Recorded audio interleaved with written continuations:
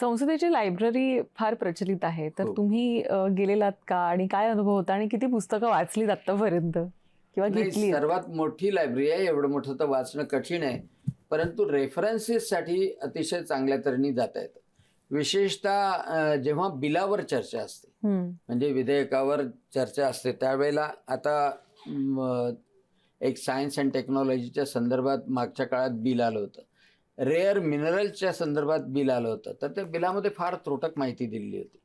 आणि तिथे लायब्ररीमध्ये गेल्यानंतर आतापर्यंत लायब्ररीयन जे होते ते महाराष्ट्रीयन माणूस आहे, हजारे म्हणून होते, आपल्या नागपूरचेच आहेत. तर तेही अतिशय कोऑपरेटिव्ह. त्यांना रेफरन्सेस मागितले तर ते फटाफट रेफरन्सेस कॉम्प्युटरवर काढून देत होते आणि तेवढं जरी वाचलं तरी आपल्याला बोलता येत होतं. आणि त्यामुळं लायब्ररीमध्ये जाणाऱ्यांची संख्या अतिशय कमी आहे. हे दुर्दैवाने सांगावं असं वाटतं.